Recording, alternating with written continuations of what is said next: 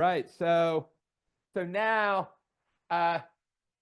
one thing you'll find about me is what I'm really big on invariance, loop invariance, as a way of thinking about your algorithm. Because if you try to worry about the whole thing at once, you drown, right? So you have some invariant, loop invariant or data structure invariant that tells you what things look like when you arrive in the middle of a computation, right? And that means the advantage of that, it's like that separation of who's doing what. You don't have to worry about the past. You have to take one step and maintain that loop invariant, and you don't have to worry about the future, right? And what is an invariant? It's a picture, so you can draw a picture.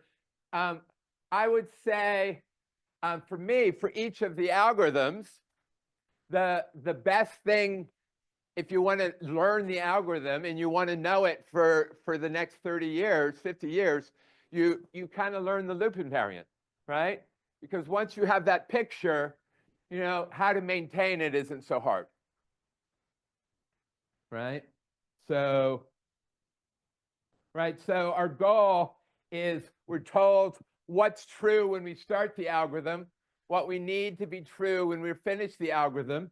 And our goal is, no matter what the input meets the precondition, and no matter what happens during the computation, we got to get the postcondition true, right?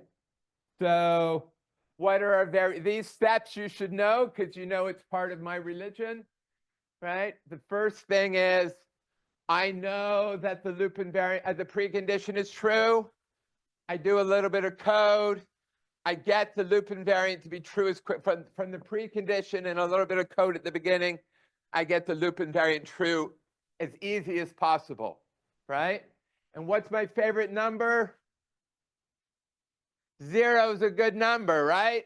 So you can just, the loop invariant is saying, I've looped 0 times. What do I want the picture to look like when I'm at the top of the loop, right? Then how do you maintain the loop invariant?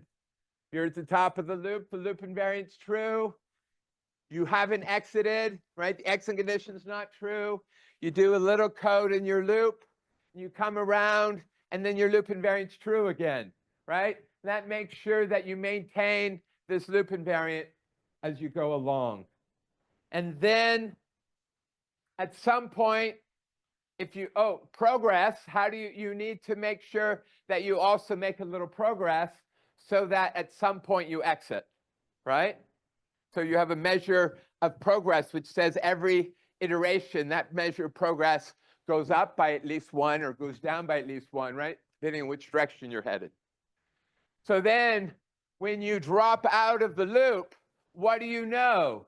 You know the loop invariant's true because you've established, because you maintained it. You know the exit condition's true because you exited. You do a little code at the bottom, and you get your postcondition, right? Everybody good? So then insertion sort. What's the loop invariant? Some are sorted, the rest aren't sorted. Grab one that's not sorted and put it where it belongs, right? That wasn't all loop invariant. The loop invariant was some aren't sorted and some are sorted and some aren't. That's the loop invariant, right? How do you maintain it? Grab somebody and put it where it belongs, right? So what's the running time? Well, when you insert into a list of length I, it takes you I time to find where it goes. So the running time is 1 + 2 + 3, which is n squared. Everybody holler if you don't get something, right? In fact, I'm going to almost say every word that comes out of my mouth, I happen to know is a test question. All right? More or less. I'm saying the things that I know. You know, I kind of have it memorized, which, you know, that's not completely true, but more or less, right? All right, so we did a binary search. What's the loop? We're looking for something. The loop invariant is we have a narrow search space. And what we're saying is the key might not be anywhere. right? There might not be one. But if it's anywhere, then it's in our subspace, right? Our narrow search space. And so we cut that narrow search, then the code, the loop, is you cut it, you look at the guy in the middle and decide whether it's on the left or the right. Why? Because the data's sorted, right?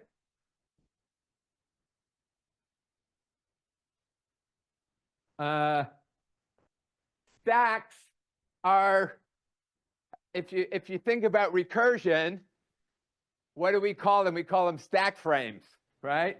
So stacks are really useful for recursion. And so this algorithm where we're trying to match brackets is the same kind of recursive algorithm that your compiler would use. This is about the easiest version of a compiler, right? And it's just what's on the stack are the brackets that haven't been